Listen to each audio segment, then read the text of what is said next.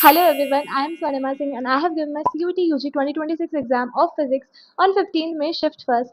आज की वीडियो में मैं आपको फिजिक्स एग्जाम का डिटेल एनालिसिस देने वाली हूँ. I'm going to tell you the chapter wise questions, important concepts as well as the difficulty level of the paper. उसके अलावा एक बोनस टिप है इस बारी कि जो भी लोग मुझे कमेंट सेक्शन में पिछली वीडियो में बोल रहे थे कि उनका कोर्स अभी तक कुछ नहीं हुआ है कैसे फिजिक्स पढ़े, so I am also going to tell about that कि कैसे आप लोग अब थोड़े से दिन में 2-3 दिन में अपने फिजिक्स का कोर्स पूरा कर सकते हैं. So make sure to watch this video till the end क्योंकि ये वीडियो आपकी प्रिपरेशन में कैटलिस्ट का काम करेगी. यार मैं इस वीडियो की स्टार्टिंग में ही एक डिस्क्लेमर दे देती हूँ कि ये जो वीडियो है इसका कोई भी संबंध नहीं है कि तुम्हारे पेपर में सेम क्वेश्चन आ जाएंगे. सिंस आई डोंट नो कि तुम्हारे पेपर में कौन से क्वेश्चन आएंगे, आई एम जस्ट टेलिंग कि मेरे पेपर में कौन से क्वेश्चन आए थे. उस बेसिस पे मैं तुमको कॉन्सेप्ट बता रही हूँ कि मेरे पेपर में ऐसे कॉन्सेप्ट से ये क्वेश्चन आए थे, तो तुम एक बार यही कॉन्सेप्ट कर लेना. भले ही तुमने सब कुछ पढ़ लिया हो बट ये तो कर ही लेना ना. लाइक अभी इसी शिफ्ट में पूछे गए क्वेश्चन थे तो मैं भी तुम्हारे भी आज कुछ नहीं करा है तो प्लीज इस पर डिपेंडेंट मत रहना. बट अगर बिल्कुल भी टाइम नहीं है, कल ही पेपर है, कुछ नहीं पढ़ा, तो ये एक बार अच्छे से कर लेना. This is the whole point of this video. So without any further delay let's begin. So पहले मैं आपको चैप्टर वाइज पीवाईक्यूज बता देती हूँ. जो फर्स्ट चैप्टर है इलेक्ट्रिक चार्जेस एंड फेज, इससे आया था कि कंडक्टिंग स्फेयर और लाइक कंडक्टिंग स्फेयर और हॉलो स्फेयर क्वेश्चन, इन सबसे रिलेटेड एक क्वेश्चन आया था कि अगर एक करना हॉलो स्फेयर है, इसके एक आर स्मॉलर रेडियस पे कुछ चीज़ पड़ी है, इसका खुद का रेडियस कैपिटल आर है, तो इसका जो है इलेक्ट्रिक फील्ड क्या बनेगा, वही क्वेश्चन आया था मेरे मेरे एग्जाम में. उसके अलावा ये जो फॉर्मूला बेस्ड क्वेश्चन होते हैं उसके लिए आप एक बार फॉर्मूलाज याद कर लेना. इस चैप्टर के जितने भी थोड़ी ऐसा यूनिट वगैरह देख लेना, थोड़ी डेफिनेशन देख लेना. सिंस पेपर में थ्योरी भी आती है तो मैं ये बता रही हूँ आप क्या क्या और करते रहना, मैं आपको साथ के साथ बताते चल रही हूँ. लेकिन मेरे पेपर में आया था एक तो वो कंडक्टिंग स्फीयर और एक दो कुछ फॉर्मूलाज पे बेसिस पे छोटे छोटे क्वेश्चन आए थे. Now for the second chapter जो है इलेक्ट्रिक चार्जेस एंड कैपेसिटेंस, तो वो जो कैपेसिटेंस वाला चैप्टर उसमें कैपेसिटर ही खुद सबसे बड़ा इंपॉर्टेंट टॉपिक है. कैपेसिटर में से मेरे पास क्वेश्चन आया था कि हम डाइलेक्ट्रिक स्लैब कैपेसिटर में लगा देंगे तो उसका क्या इम्पैक्ट पड़ेगा, ना एनर्जी पे क्या पड़ेगा, ये कंडक्टिंग स्लैब है क्या होगा. तो इससे रिलेटेड एक क्वेश्चन आया था कि यार इतनी गिर जाएगी क्या एनर्जी, एनर्जी से रिलेटेड ही था वो कि एनर्जी पे क्या इम्पैक्ट आएगा इससे. तो ये वाला पार्ट एक बार देख लेना. उसके अलावा इसी चैप्टर से जो फॉर्मूला बेस्ड क्वेश्चन है पोटेंशियल एनर्जी के लिए, ये वाला एक बार कर लेना, इससे एक क्वेश्चन आया था. उसके अलावा यार सारे जितने भी इस चैप्टर के जितने भी न्यूमेरिकल्स है वो याद कर लेना. थ्योरी बेस्ड क्वेश्चंस के लिए ऊपर ऊपर से थ्योरी के इंपॉर्टेंट टॉपिक्स देख लेना.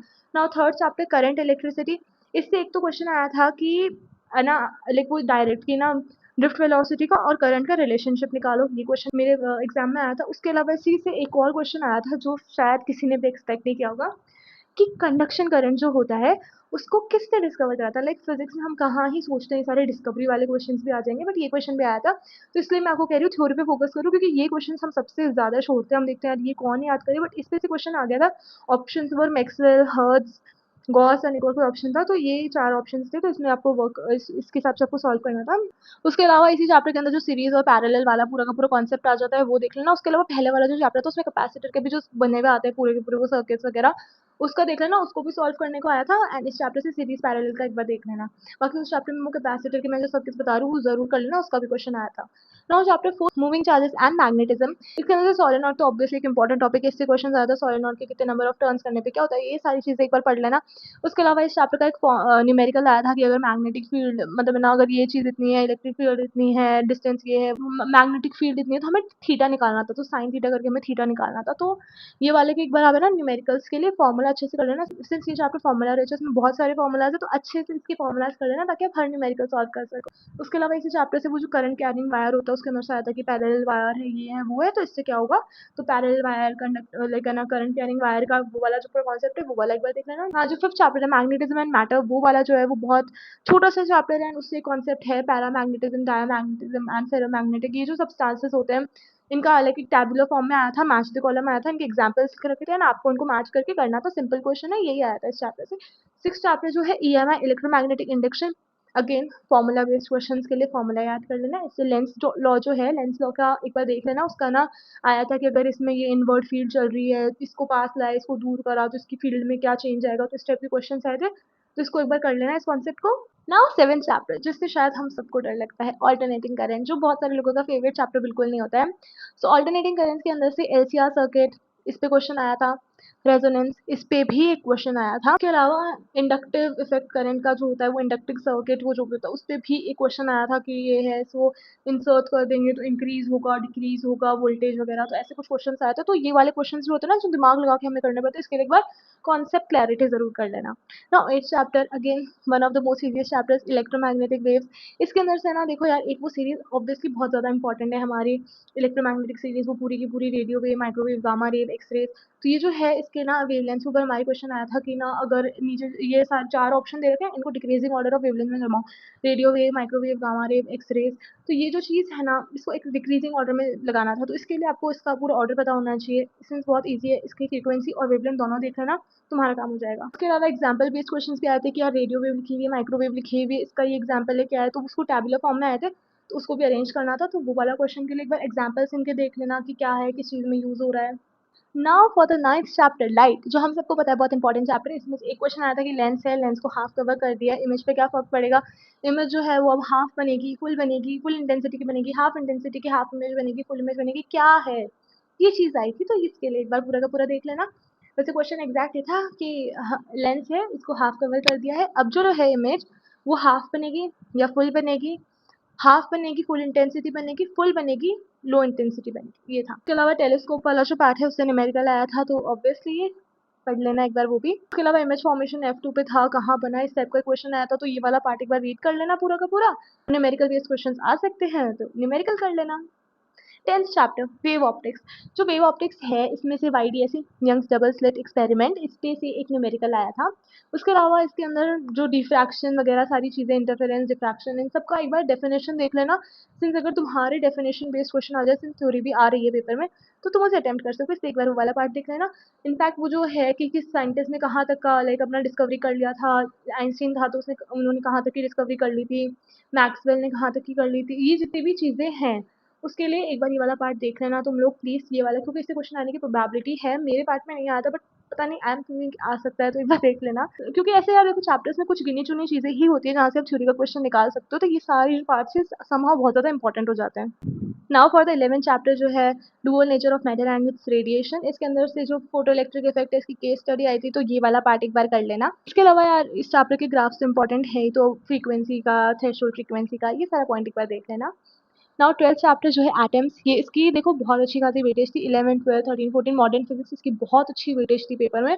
तो जो 12th चैप्टर है, तो इसमें से जो क्वेश्चन आए मैं तुम्हें एग्जैक्ट बताती हूँ। एक आया था distance of closest approach alpha, जो है उससे रिलेटेड एक क्वेश्चन आया था कि अगर इलेक्ट्रॉन जा रहा है उसमें क्या होगा, अगर ये पॉजिटिव चार्ज है बहुत ज्यादा, डिस्टेंस ऑफ क्लोजेस्ट अप्रोच के बढ़ने से घटने से क्या फर्क पड़ेगा, तो इस टाइप का क्वेश्चन आया था।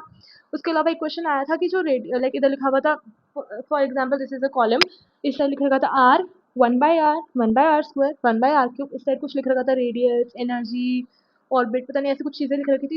इन्हें मैच करना था, तो तुम एक बार ये वाला पार्ट देख लेना कि यार आर किस पे डिपेंडेंट है, वन लाइक आर पे कौन डिपेंडेंट है, 1/r पे कौन डिपेंडेंट है, 1/r स्क्वायर पे कौन डिपेंडेंट है, 1/r क्यूब पे कौन डिपेंडेंट है, तो ये वाला पार्ट एक बार देख लेना।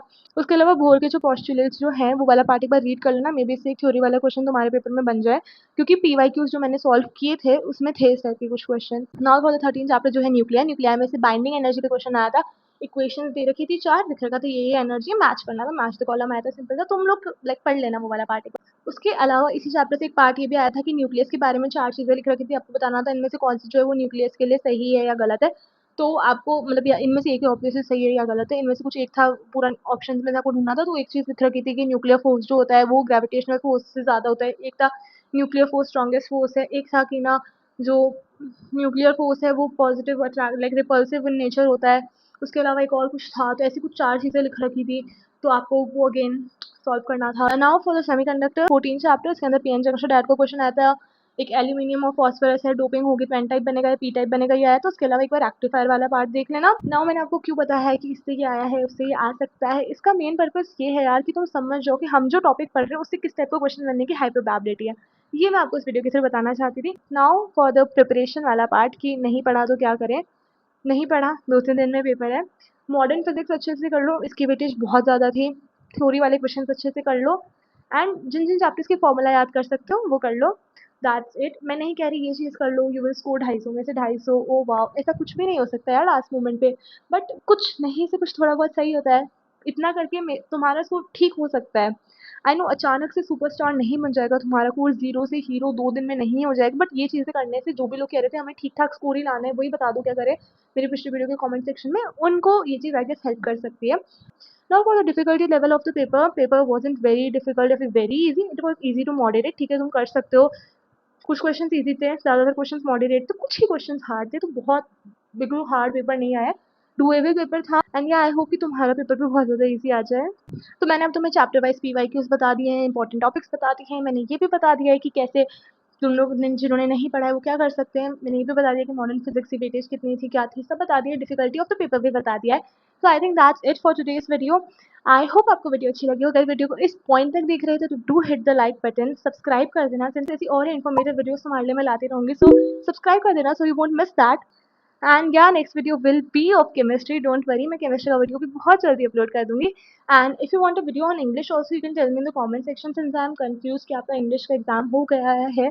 तो इतना ही डिटेल वीडियो अगर इंग्लिश के लिए भी चाहिए हो तो do let me know in the comment section. उसके अलावा अगर आपकी कोई भी डाउट्स हो तो आप मुझे कमेंट सेक्शन में पूछ सकते हैं। उसके अलावा अगर आपका बायोलॉजी का भी पेपर है तो उसके लिए you can watch my previous video, उस पर बहुत सारे लोगों ने ऑलरेडी वो वीडियो देख लिया है और आपका भी बहुत ज़्यादा हेल्प हो जाएगा, बहुत डिटेल वीडियो तो वो भी देख लेना। एंड या thank you for watching, I hope आप सबका पेपर बहुत ज़्यादा अच्छा जाए, ऑल द बेस्ट एंड या टेक केयर।